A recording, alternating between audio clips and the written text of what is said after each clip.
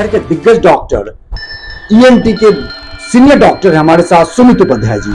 इनके एक और परिचय है शहर को खूबसूरत बनाने में, आपके बेहतरी के लिए, आपकी आने वाली पीढ़ी के लिए, अच्छे स्वास्थ्य केंद्रों की सरकार दूसरी पार्टी के, ये कुछ कंट्राडिक्टरी होने से ही डेवलपमेंट 31 साल से नहीं हो पा रहा है। देखिए जी, मेरठ के अंदर रहते हुए आपको सरकार के बारे में सोचना एक बहुत जरूरी हो जाता है। पुराने समय से देखिए तो सबसे पहले तो समाजवादी पार्टी को इस बात पे ध्यान रखना चाहिए कि समाजवादी को समाजवाद की तरफ जाना चाहिए और परिवारवाद की तरफ बिल्कुल नहीं जाना। हो गई मोदी जी की, आपके स्टेट में सरकार हो गई योगी जी की, और आपको यहाँ पर सरकार हो गई, किसी की भी आए वो पता चल जाएगा समय के साथ साथ। 4-5 पार्टियां फ्रेम में है। स्टेट में योगी सरकार है, सेंटर में मोदी सरकार है, तो यहाँ पर भी निगम में भी हमारे को जो है सरकार भाजपा की हो तो वो सबसे अच्छा रहे। तो कुल मिलाकर लबन हुआ भी है कि 31 साल से जो कंट्राडिक्टरी चली आ रही है। नमस्कार, आप सभी का हार्दिक स्वागत है। मैं हूं विभूति कुमार। 24 घंटे 24 दिग्गज, जी हाँ, मेयर चुनाव के लिए काउंटडाउन शुरू हो गया है और शहर के दिग्गजों का इंटरव्यू लेना भी मैंने शुरू कर दिया है। सबसे बड़ी बात क्या है कि शहर के 24 दिग्गजों का इंटरव्यू लेकर हम आपको बताएंगे कि शहर की सरकार कैसी हो, शहर का मेयर कैसा हो, और यहां पर 31 साल का मिथ टूटेगा कि नहीं, क्योंकि जब मिथ नहीं टूट रहा है तो शहर का विकास भी नहीं हो रहा है। सूबे में किसी और की सरकार, मेयर किसी और पार्टी का, तलखी में निकल जाता है, क्योंकि ऊपर वाले नहीं चाहते कि उतना फंड दें और मेयर का नाम हो दूसरी पार्टी का। कहीं न कहीं बात चाहे योगी सरकार की हो, बहुजन समाज पार्टी की हो, सपा की हो। जब सपा की सरकार थी तो यहाँ पे हरिकांत अहलुवालिया जो मेयर के उम्मीदवार है वो मेयर थे, उनको भी आजम खान ने बिल्कुल एक तरह से जॉबलेस कर दिया था। सुनीता वर्मा थी, तब भी तलखियां बहुत चलती रही, लेकिन कहीं न कहीं जनता की आवाज निकल रही है कि 31 साल का मिथ टूटेगा। शहर के दिग्गज डॉक्टर ईएनटी के सीनियर डॉक्टर हैं हमारे साथ सुमित उपाध्याय जी। इनके एक और परिचय है शहर को खूबसूरत बनाने में, आपके बेहतरी के लिए, आपकी आने वाली पीढ़ी के लिए, अच्छे स्वास्थ्य के लिए, अच्छे पर्यावरण के लिए, अच्छे जलवायु के लिए, अच्छे वायु के लिए, ऑक्सीजन के लिए 3 लाख से अधिक पौधे लगा चुके हैं। डॉक्टर होने के बाद भी समय निकालते हैं और पौधे लगाते हैं ताकि आपके बच्चे, हमारे बच्चे अच्छी हवा में सांस ले सकें। ऐसे भी मेरठ को डस्टों का शहर कहा जाता है। नमस्कार डॉक्टर साहब, कैसे हैं आप? नमस्कार विभूति जी, बहुत बहुत धन्यवाद आपके माध्यम से आज जनता के साथ जुड़ने के लिए। बहुत बहुत धन्यवाद। नहीं, बिल्कुल शहर के दिग्गजों का हम सिलेक्शन कर रहे हैं। बता रहे हैं कि आखिर डॉक्टर, नेता, तमाम लोगों का इंटरकॉग्निशन, अमित अग्रवाल से तमाम फहरिस्त हमारे पास एक एक करके हम सबको दिखाएंगे। लेकिन सबसे बड़ी बात वहीं आती है, इन लोगों ने शहर को बनते और बिगड़ते अपनी आंखों से देखा है। ये चाहते हैं कि मेरठ भी सिंगापुर बने, मेरठ भी बढ़िया हो, इंदौर हो, लेकिन आखिरकार नगर निगम के अधिकारी इंदौर में जाते हैं, होटल में रहते हैं, खर्चा करते हैं, एंजॉय करते हैं, फिर लौट के आ जाते हैं। नतीजा वही ढाक के 3 पात। आपको सबसे पहले पर्यावरणविद के लिए, पौधे लगाने के लिए बहुत बहुत बधाई। क्या मानते हैं आप कि सभी को पर्यावरण से जुड़ना चाहिए बेहतर जलवायु के लिए? विभूति जी, ये तो आपके चैनल के माध्यम से मैं सबको बोलना चाहूँगा कि पर्यावरण तो एक हमारे जीवन का अभिन्न अंग है। हम कितना भी इसको दरकिनार करें, कितना भी हम इसको इग्नोर करें, लेकिन ये लौट के वापस जो है हमारे कान मरोड़ने के लिए हमारे सामने खड़ा हो जाता है। तो अगर हम पर्यावरण नहीं बचाएंगे तो हम फिर पर्यावरण में जी भी नहीं पाएंगे। आप आजकल का चक्र देख लें, मौसम का कैसा चल रहा है। आज तारीख है 6 मई, कल को कितनी विषम गर्मी इस टाइम पर होती है, बाहर खड़ा रहना मुश्किल होता है, लेकिन अभी मौसम ऐसा हो रहा है जैसे आपका फरवरी का मौसम हो रहा हो। तो पर्यावरण के दृष्टिकोण से इसको देखें, मई में बरसात होना, अप्रैल में बरसात होना, और उलट आपका जनवरी में जब गेहूं को पानी की जरूरत होती है उस टाइम पे बरसात ना होना, तो ये आने वाले समय में हमको बता रहा है कि मौसम का जो रुझान है वो उसके प्रति अगर हम सचेत नहीं हुए तो आगे हमें बहुत ज़्यादा इसके दुष्परिणाम नज़र आएंगे, जो अब आने शुरू हो गए हैं। बिल्कुल, अब आते हैं सीधे मुद्दे पे। शहर की सरकार के लिए सरगर्मियां शुरू हैं। मेयर उम्मीदवार भी वोट मांग रहे हैं, पार्षद उम्मीदवार भी वोट मांग रहे हैं। 5 साल का कार्यकाल मेयर का रहा है। बिल्कुल एक तरह से शून्य तरीके से लोग कह रहे हैं। कहीं काफी लोग शहर में कहीं दिखी नहीं, कार्यक्रम में नहीं दिखी, कहीं नहीं दिखी। क्या लगता है आपको कि शहर की सरकार दूसरी पार्टी की और सूबे की सरकार दूसरी पार्टी की, ये कुछ कंट्राडिक्टरी होने से ही डेवलपमेंट 31 साल से नहीं हो पा रहा है? देखिए जी, मेरठ के अंदर रहते हुए आपको सरकार के बारे में सोचना एक बहुत जरूरी हो जाता है। पुराने समय से देखें तो महाभारत काल से मेरठ ही जो है आपका एक तरीके से माने तो पूरे जो आपका हिंदुस्तान का एक तरीके से कैपिटल हुआ करता था, मेरठ ही। और आज भी पश्चिमी उत्तर प्रदेश की जो पल्स है वो मेरठ से ही चलती है। और पश्चिम उत्तर प्रदेश के बिना उत्तर प्रदेश एकदम एक तरीके से समझे कि फाइनेंशियल पॉइंट ऑफ व्यू से पश्चिम उत्तर प्रदेश का बहुत बड़ा योगदान रहता है उत्तर प्रदेश के लिए। अच्छा, जहाँ तक अब अलग अलग उम्मीदवार अलग अलग बातें कर रहे हैं, अस्मत अली साहब अलग बात कर रहे हैं, कांग्रेस के प्रत्याशी अलग बात कर रहे हैं, सपा की जो समाजवादी पार्टी है, समाजवादी पार्टी क्या, इसको तो परिवारवादी पार्टी कहना ज़्यादा अच्छा रहेगा। पूरे सपा के अंदर आपको कोई और उम्मीदवार ही नहीं मिला ऐसा कि विधायक की घरवाली को ही आपको टिकट देना पड़ा। सपा के कार्यकर्ता इतने निष्क्रिय हो चुके हैं कि उन्हें अपनी पार्टी के अंदर कोई योग्य उम्मीदवार ही नहीं मिला कि जी मैं तो किसको उम्मीदवार बनाऊंगा, कि जी मेरी घरवाली को उम्मीदवार बनाऊंगा। तो इस तरीके की जो पार्टी है, कोई भी पार्टी हो, जो इस तरीके की पार्टी है जो परिवारवाद में लगे, जो परिवार से जो धन इकट्ठा हो वो धन ले जाके आपको लखनऊ में पहुंचा दे, तो इनका तो ये मैसेज जा रहा है कि आप मेरे परिवार को वोट दो, और वो परिवार डायरेक्ट जो है आपके सेंटर में जाके, प्रदेश में जाके उसको आपको जो है सीधे सीधे वहां पर आपके जो है आपके तिजोरिया भरता रहे। तो ये तो एक तो सबसे पहले तो समाजवादी पार्टी को इस बात पे ध्यान रखना चाहिए कि समाजवादी को समाजवाद की तरफ जाना चाहिए और परिवारवाद की तरफ बिल्कुल नहीं जाना चाहिए।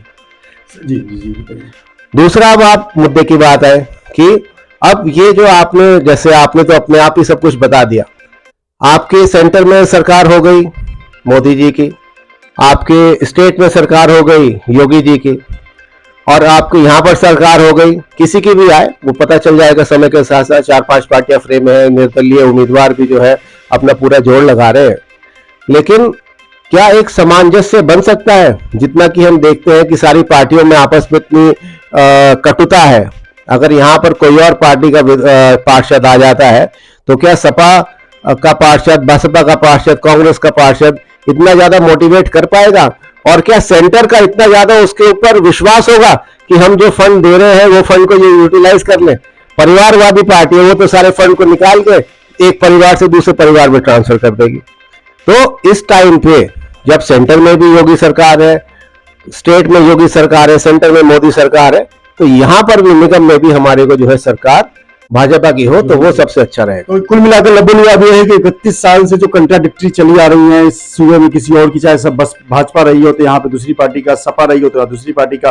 तो डॉक्टर साहब एक चीज बताइए, जिस तरीके से समाजवादी पार्टी के जो विधायक हैं, सरधना विधायक, उनकी पत्नी को यहाँ मेयर बना दिया गया, तो ग्रामीण पृष्ठभूमि की राजनीति करती आई हैं, जिला पंचायत अध्यक्ष रही हैं। क्या शहरी समस्या और ग्रामीण समस्या जनता की अलग अलग तो होती है, कॉलोनी की समस्या और गाँव की समस्या?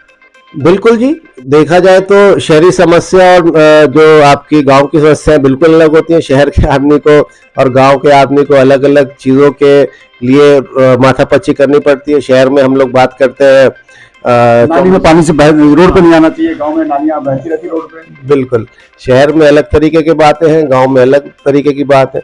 तो शहर के आदमी को मच्छर की फॉगिंग चाहिए, गांव के आदमी को उतनी नहीं चाहिए, उसे मच्छरदानी चाहिए। तो ये सारी चीजें हैं बिल्कुल इसमें। अच्छा, फिर जिस तरीके से सपा का उम्मीदवार आने से, जैसे अतुल प्रधान के तमाम जो विधायक, शहर विधायक है रफीक अंसारी, जो सुनीता वर्मा है मेयर, निवर्तमान मेयर, वो भी सपा की ही मानी जाएगी क्योंकि अब सपा ज्वाइन कर ली। तो कहीं भी पोस्टर में ना मेयर के कामों को, मेयर के चेहरा लगाया गया, ना रफीक अंसारी का लगाया गया। इंटरनल पॉलिटिक्स बहुत है कि तमाम लोग नाराज होकर घर बैठ गए हैं सपा के तरफ से। जो रफीक अंसारी है, शाहिद मंजूर है, सुनीता वर्मा, योगेश वर्मा, और कहा जाता था कि अतुल प्रधान और योगेश वर्मा की जोड़ी मेरठ में हिट करेगी। देखिए जी, आजकल का जो समीकरण है वो जातिवाद से ऊपर उठ चुका है। ठीक है जी, पहले आपका चलता था भीम और मीम, अब इस सब से हम लोग ऊपर उठ चुके हैं। आज की तारीख में बुर्का पहने लेडीज जो है वो भी 3 तलाक के बाद आपके मोदी जी को सपोर्ट कर रही हैं। आतिक अंसारी जैसे नामचीन गुंडे को मारने के बाद उसने तो सबको ही लूटा, क्या हिंदू, क्या मुसलमान, क्या सिख, क्या ईसाई। तो जब इस तरीके का माहौल होता है और आदमी डरता है, जो उस डर से निजात दिलवाता है उसी को हम जो है वोट देते हैं। आज की तारीख में लेडीज के लिए रात में 10 बजे 11 बजे सड़क पर, मेरी वाइफ है, रात में 11 बजे अस्पताल से इमरजेंसी कॉल है, अकेले चलेंगी। पहले ऐसा नहीं हो पाता था, पहले मैं जाता था उनको लेकर अस्पताल, 1 घंटा उनका इंतजार करता था, फिर उनको लेकर आता था वापस। इतना ज्यादा हमारे को प्रशासन के अंदर, पुलिस के अंदर विश्वास हो गया है केवल और केवल युग पुरुष योगी जी की वजह से। आप देखिए, हमारे अस्पताल से साल में कम से कम 8 से 10 मोटरसाइकिल गाड़ी चोरी होती थी। 8 से 10 साल में। मोदी जी जिक्र किया सोतीगंज बंद करने क्रेडिट ले रहे थे। सोतीगंज बंद हुआ, बिल्कुल, कितनी बड़ी बात हुई, आप इमेजिन नहीं करेंगे। मैं छोटा सा किस्सा आपको बताऊं विभूति जी, आप इतने प्रेम से पूछ रहे हो तो। मैंने एक मरीज को ऑपरेशन के लिए अपने अस्पताल में भर्ती किया। उसने अपने उसका जो भी पेमेंट था 10,000 12,000 रुपए जमा कराए। मरीज को ऑपरेशन के लिए, लेडीज थी, महिला को ऑपरेशन के लिए अंदर लिया तो उसका आदमी आके कहता है डॉक्टर साहब हमें ऑपरेशन नहीं कराना। मैंने कहा भैया इन्हें तो जरूरत है ऑपरेशन नहीं डॉक्टर साहब हमें ऑपरेशन नहीं करा। मैंने कहा भैया कोई बात नहीं, जो आपके पैसे जमा है वापस हो जाएंगे। नहीं डॉक्टर साहब मेरे 12,000 रुपए तो जमा है, 12,000 रुपए मुझे आपसे और चाहिए। अच्छा। मैंने कहा भैया क्यों? कहता डॉक्टर साहब मेरी गाड़ी बाहर खड़ी हुई थी, मोटरसाइकिल स्प्लेंडर, वो चोरी हो गई। बहुत मजेदार किस्सा होता है आपने कि बाहर जो दूसरी सरकार में चोरों का आतंक था उसका खामियाजा भी डॉक्टर साहब को भी भुगतना पड़ा। बताइए तो। और ये एक तरीके से बात सही भी है। अब मैं आपके घर आऊं और बाहर से मेरी बाइक चोरी हो जाए तो नैतिक जिम्मेवारी तो आपकी बनती है भाई। जो हमारे घर कोई मेहमान आ रहा है और उसके साथ कुछ गलत हो जाए तो नैतिक जिम्मेवारी तो हमारी बनती है भाई। इतना तो हमारे अंदर नैतिकता है, या बिल्कुल नैतिकता नहीं है सपा की जैसी। मतलब लोग कह भी रहे हैं कि शहर में कोई और भी सपा का कार्यकर्ता चुनाव लड़ता तो एक अच्छी सी पहल होती। हालांकि होर्डिंग पर जयंत चौधरी रावण के फोटो लगे हैं, लेकिन रफीक अंसारी जो शहर के विधायक हैं, जो अभी अभी चुनाव जीतकर समाजवादी पार्टी से विधायक बने हैं शहर में, जिनको मुस्लिमों ने भी जिताया है, मुस्लिमों की वजह से जीते हैं, उस शहर के नुमाइंदे के, मुस्लिम नुमाइंदे के या शहर विधायक सभा के नुमाइंदे को, हिंदू मुस्लिम दोनों के नुमाइंदे हैं, उनका कहीं भी समाजवादी पार्टी के होर्डिंग्स पे कहीं भी जगह नहीं है। सवाल यहीं से खड़ा होता है कि जब पार्टी के विधायक को ही जगह नहीं मिल रहा है तो क्या मेयर बनने के बाद जनता के साथ क्या होगा, क्या समझ सकते हैं? बिल्कुल सही। देखिए आप लोग तो जनता से, आम आदमी से ज्यादा जुड़े हुए हैं। आप लोग का रोज का उठना बैठना है।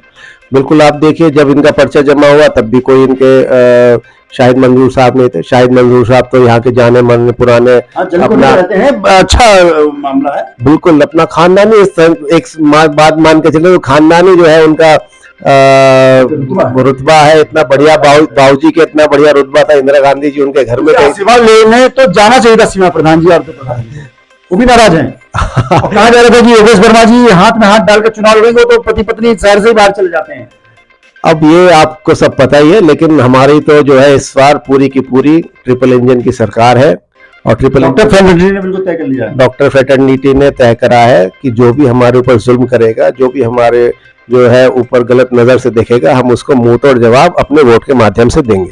तो चलते चलते बहुत संक्षिप्त में क्या लगता है आपको? पर्यावरणविद है, पर्यावरण लगा रहे हैं, शहर को बेहतर करने के लिए प्रयास कर रहे हैं, जो मेयर का काम है वो आप लोग कर रहे हैं। डॉक्टर आशु मित्तल से भी हमारी बातचीत हुई, उन्होंने भी बहुत सारे टिप्स दिए कि नाले को ढका जाए। नाले, मेरठ सिटी जो नाला के नाम से जाना जाता है, तो क्यों ना नाला ऑफ सिटी के नाम जाना जाता है, तो किस तरीके से आपके अंदर प्लानिंग है?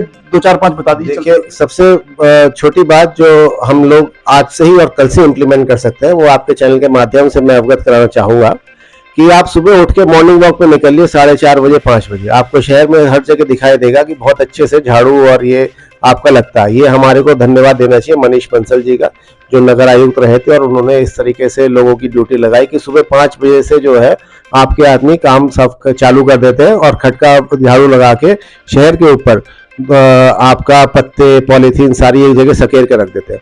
अब इसका दूसरा पहलू है, क्योंकि हमारी गाड़ी जो साफ करने वाली आती है वो आती है 9 बजे, तो 6 बजे से लेकर 9 बजे तक वो सारा फिर से उड़ के फिर से फैल जाता है।